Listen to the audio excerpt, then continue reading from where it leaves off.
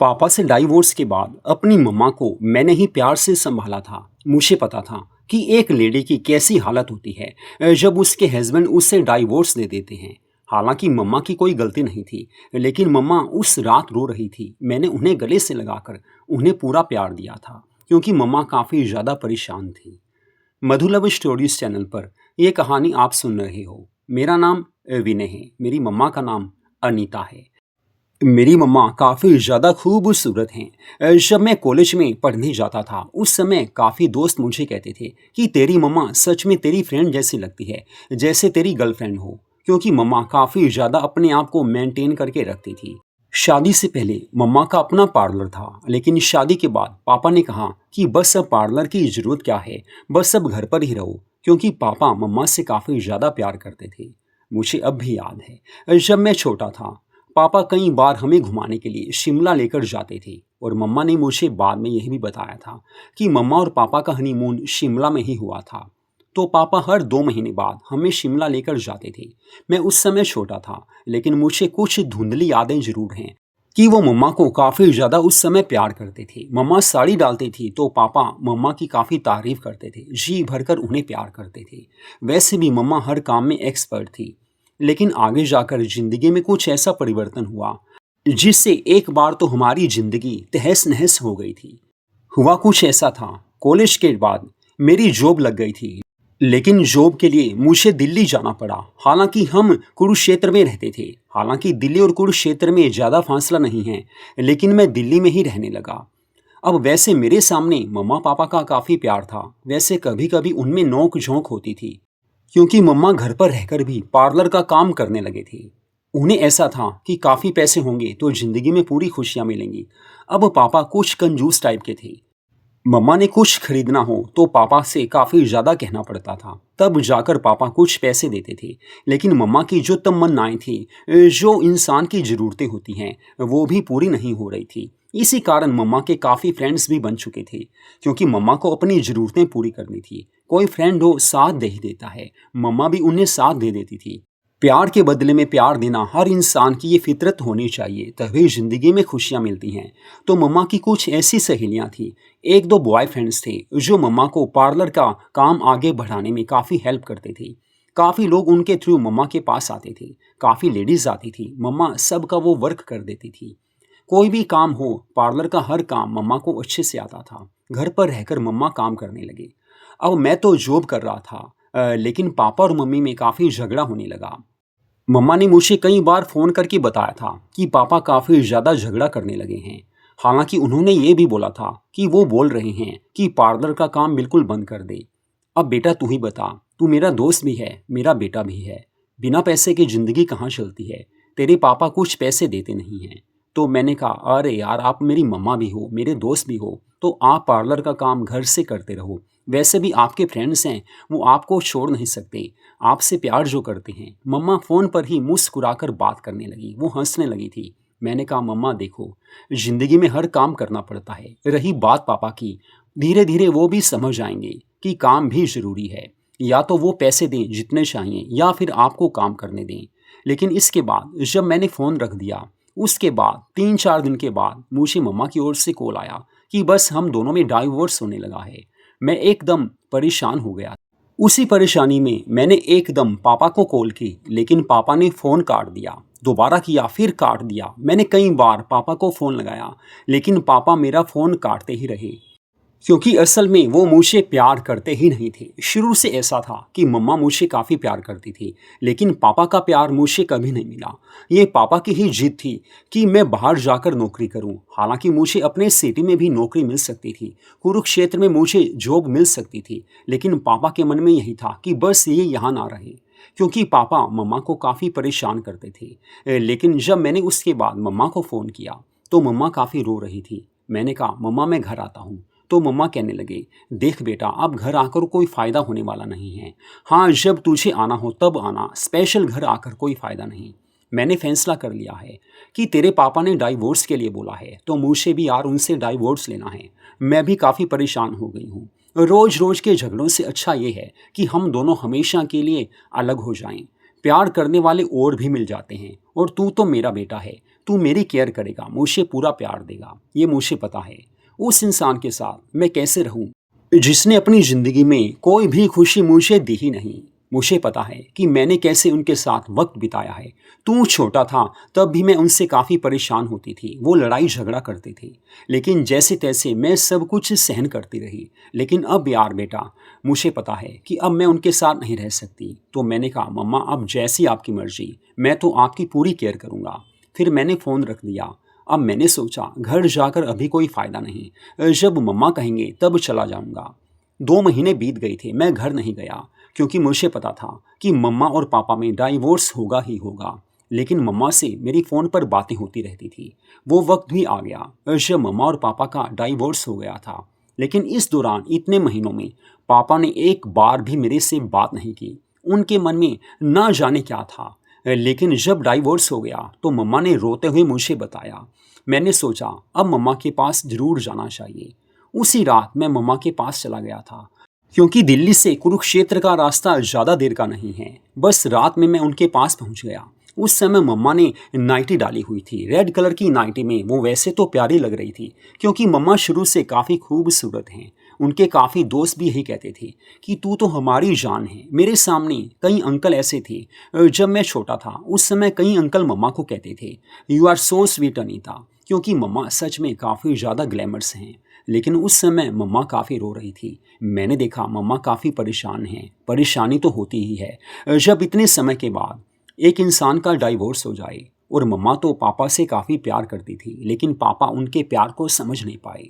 मम्मा रोने लगी। मैंने उन्हें गले से लगाकर उन्हें पूरा प्यार किया, उन्हें संभाला, उन्हें अच्छे से समझाया कि मम्मा मैं आपके साथ हूँ, आपकी पूरी केयर करूँगा।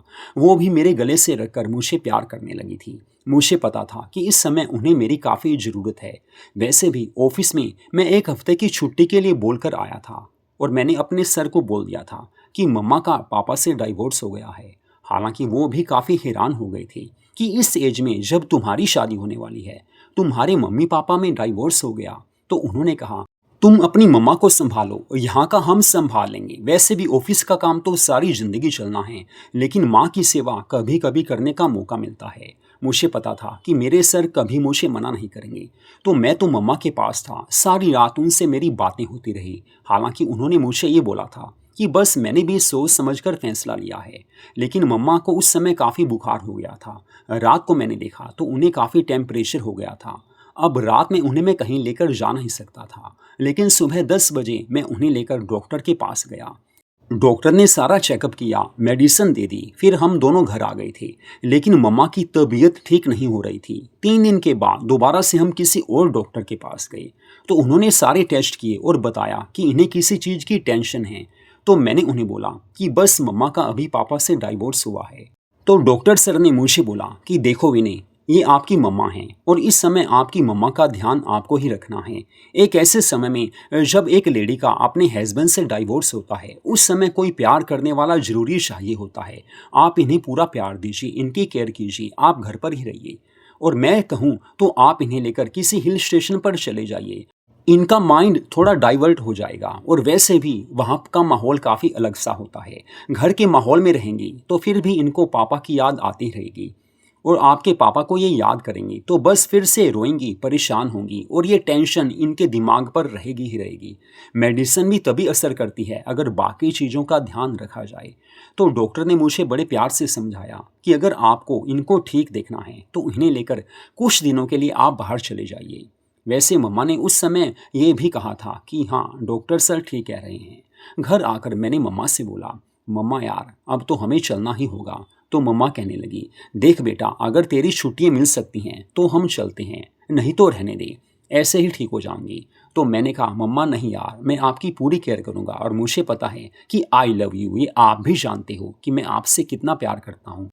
सारा दिन मैं मम्मा के पास ही बैठा रहा। डॉक्टर ने जो जो मेडिसिन दी थी मैं उन्हें टाइम पर वो मेडिसिन देता रहा। लेकिन मम्मा काफ़ी खुश थी, उनका टेम्परेचर तो ठीक हो गया था। और अगले दिन मैंने मम्मा से कहा कि चलो मम्मा आज बाहर घूमने चलते हैं, कहीं घूम कर आते हैं। मौसम भी अच्छा था, रोमांटिक मौसम था।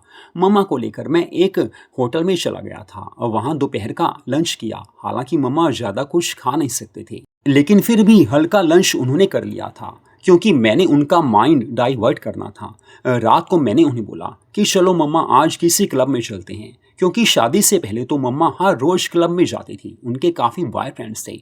मम्मा जी भरकर उस समय मस्ती करती थी।